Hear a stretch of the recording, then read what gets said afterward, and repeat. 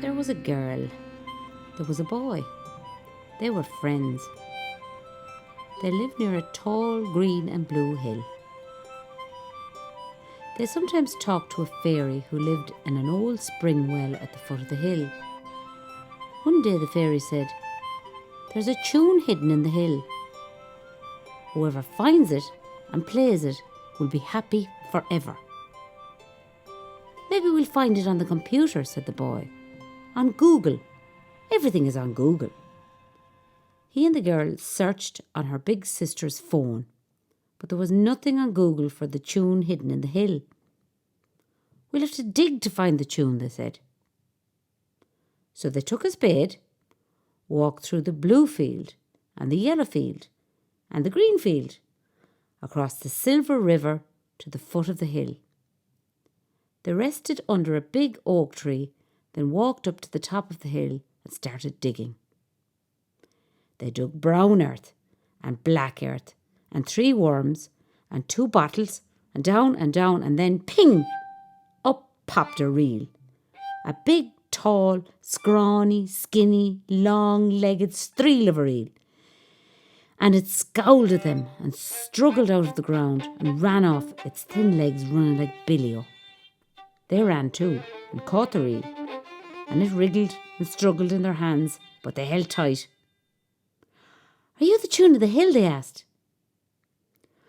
"What'll you give me?" it asked, "if I am?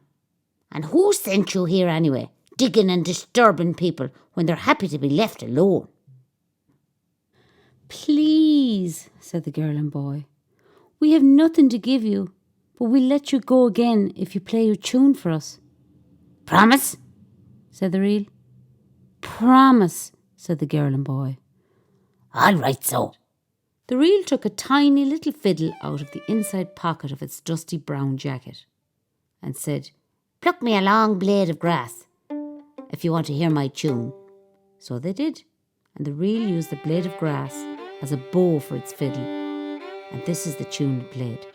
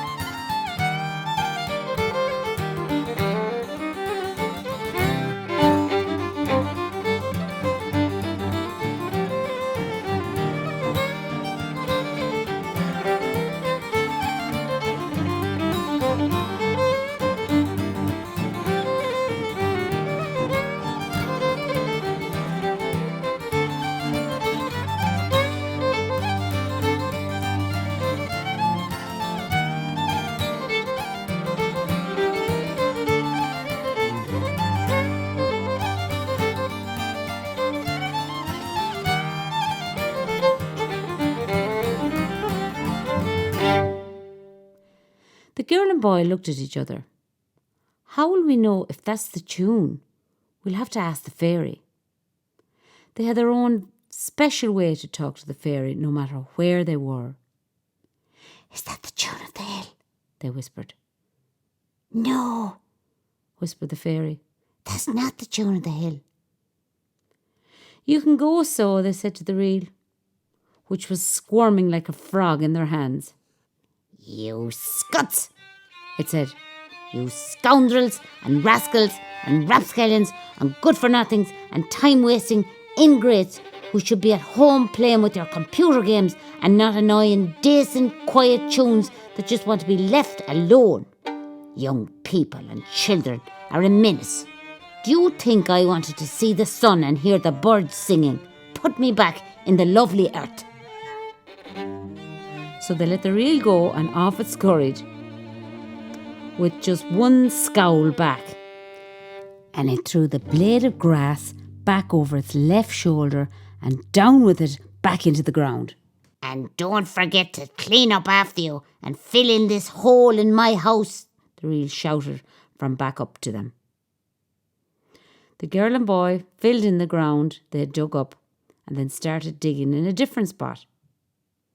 They dug red earth and blue earth and 4 fat black slugs and bits of broken cups all covered in yellow and red merry-looking flowers. And then, plop, up comes a jig, a small, sleepy, squat, plump, jolly-looking jig, and it rubbed its eyes, yawned, smiled at them and said, Are you the children who are looking for the tune of the hill? We are, they said. Oh, I have the tune, surely, said the jig. That tune came down to me from me mother's father's mother's aunt's great-great-grandmother, and she got it from an old man who was once as young as you are now. Will you play it for us, so? I will and welcome. But first, help me out of my bed and let me sit on the nice green grass in the sun. They lifted the jig out and it laughed and said, Be careful, you're tickling me. And I get very giddy when I'm tickled. So they tried not to tickle it, but it still giggled and laughed like a baby till they set it down, and it wiggled about like a dog finding a cosy spot to sleep, then settled down nice and easy. Oh, this is lovely, it said, to be out in the sun and the light. Listen. They listened. There was a bird singing in the bushes beside them. I think it's a finch, said the jig. I love birds. It's singing in B flat, or maybe it's C sharp. I can never remember. But a bird is a bird, no matter if it's flat or sharp. The bird flew off with a great jabber of notes. Have you any nice drinks, said the jig. No, we're sorry. Any sweets? Chocolate? Cake? Ice cream? Bananas? Jelly? Custard or hazelnuts covered in cream caramel? Oh no, nothing. If we thought, but we didn't know you'd like sweet things. We only get fruit. Better for your teeth. Look at mine. It opened its mouth and out shone a perfect set of pointy black teeth, sharp and strong. I don't get sweets either, it said sadly. But I love eating earth, and it's very sweet all through the month of May. The jig threw back its head and laughed and laughed. The sound was like a stream gurgling out of a high rock. Have you anything at all for me? It asked. Only the promise that we'll be happy forever if you play the tune of the hill and we learn it. That'll do, it said. I suppose I better play the tune so. The jig looked at them and winked. You start for me. It laughed again. I'm only pulling your legs.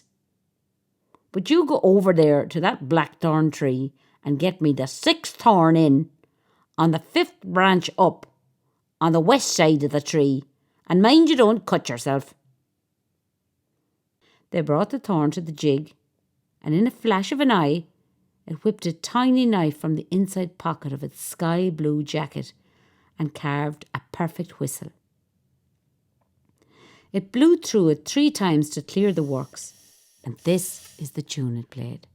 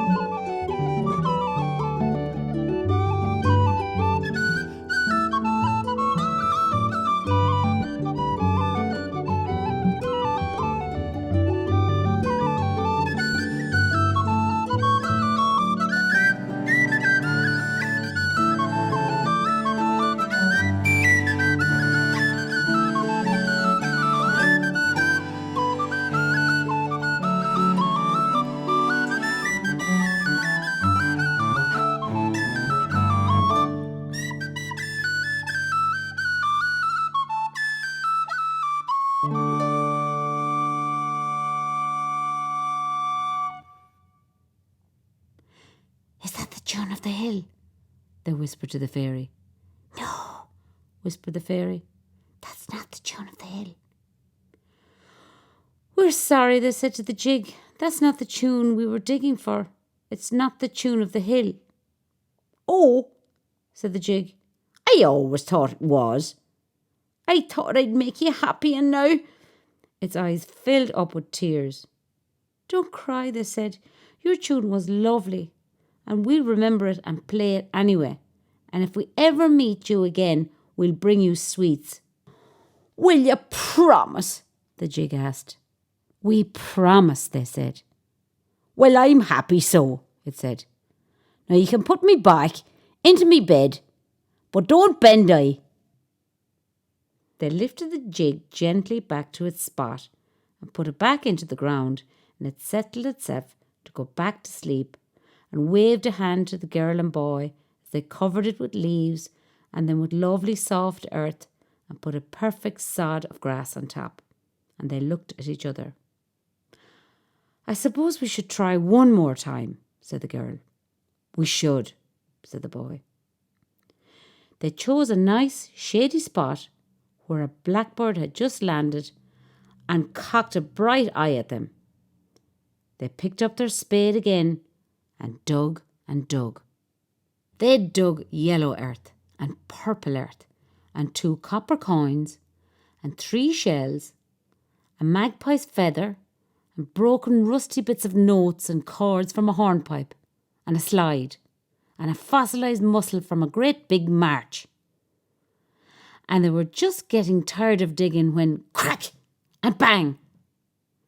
Their spade broke in half, and there was a big bolt of jaggedy lightning and a huge rattle of noise, like boulders exploding, and they were thrown back onto their backs. And for a second of a minute, they couldn't see anything. When their eyes cleared, they saw a strange shape, like melted light hovering over them. A raspy, growling voice spoke, like a giant with sandpaper in his throat and a thundery cough waiting in his chest. What do you want? We only want to be happy. So you come digging in my hill to be happy, pulling up things that don't belong to you. No, we come digging for the tune of the hill.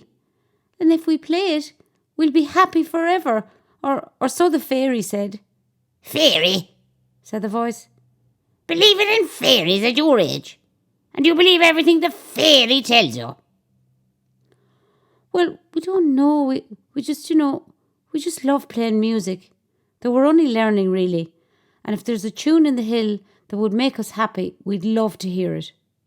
And maybe if we play it, we will make other people happy too. Maybe even you. Because you don't sound very happy. Happy? Said the voice. What's happy to do with anything? And besides, why couldn't you be happy with the reel? Well, it was very cross, and the fairy said it wasn't the tune of the hill. And what was wrong with the jig? Oh, it was lovely and funny, but not the tune of the hill. And who do you think I am? Maybe you're a big symphony or a fla or a fish or just a big loud voice that knocks people over. Wrong. I am the spirit of the hill, and the tune of the hill is mine, and the tune of the hill is me. So what do you sound like if you're the tune? If you want to hear the tune, you'll have to guess what it sounds like. Rhyme me 20 things the tune is like. And if your rhymes please me, I'll let you hear the tune.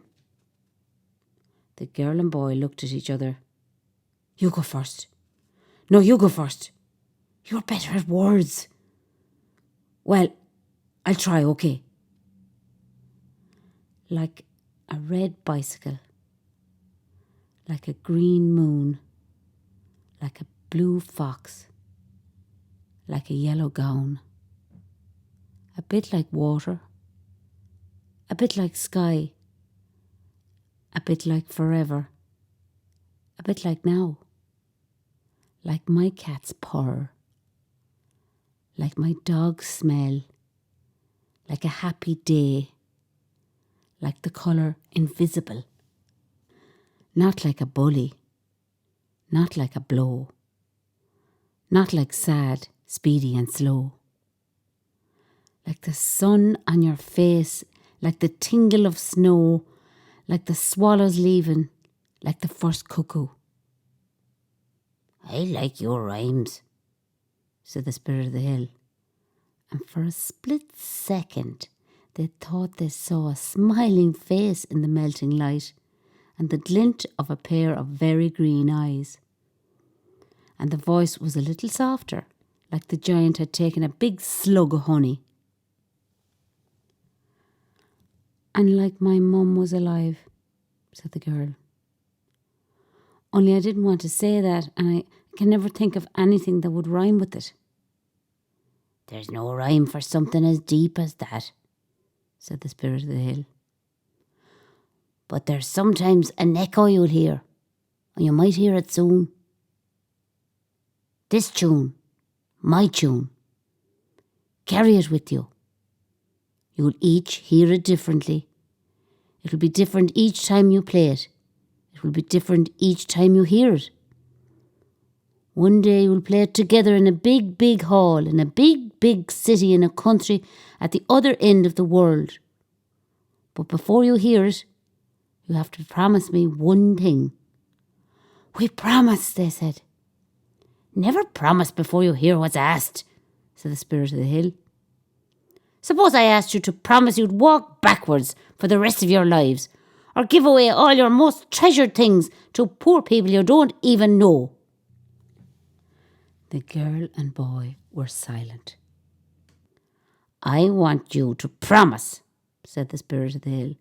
"I want you to promise that you'll always respect this tune, and everyone who plays music, and everyone who listens. And promise me you won't put it on Google as the tune of the hill." "Why is that?" asked the girl. "The bit about Google." "I know it's a silly word, but it's good for finding things you don't know." "I'll grant you that," said the Spirit of the Hill. "It is good for finding some things, but you won't find everything there. And besides, we had a Google on this hill long before the other Google was ever dreamt of." "What was that?" asked the boy. "Not what, who," said the Spirit of the Hill. "Google was a man. He was very smart, especially with numbers. He could add and subtract and multiply and divide and invent theorems to beat the band. But that's another story, and you'll have to come back another time to hear about Google of the Hill. Now, do you want to hear the tune?" "We do," they said. "Then put your ears to the ground." They do. "Close your eyes." They do. "Listen." And there begins, away, away down in the distance, in the heart of the hill, a faint, faint music that is like nothing they ever heard before, though it makes them think of all the things they said to the Spirit of the Hill, and it makes them think of birds and dinosaurs and the taste of milk and the whisper of wind in an ash tree, and light coming into the room in the morning, and the 3 letters of Graw with the little crown on the A to make it all warm and full, and sleep coming at the end of a good day, and the waves of the sea running to the shore on a gentle summer's day. It's like a dream, and it's like lullaby, and they fall asleep and they wake up on the side of the hill. They open their eyes. The spade is on the ground beside them, not broken at all. The grass is perfect green, unbroken, and there's no sign that they ever dug the ground. They shake themselves and look around, then walk down the hill and across the silver river, and through the green field and the yellow field and the blue field, and they come to the well. They whistle and sing their tune into the well, and this is the tune they whistle and sing.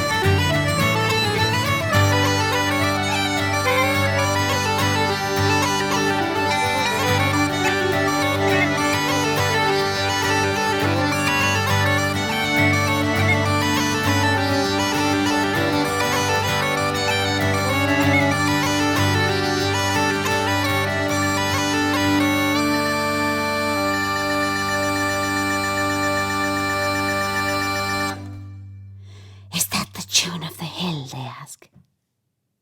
That's it, said the fairy. You have made me very happy, and may everyone who hears the tune of the hill be happy too. The girl and the boy walked on to their houses, to their cat and dog and their dinner. It was coming up to 6 o'clock, the time when almost everyone was home.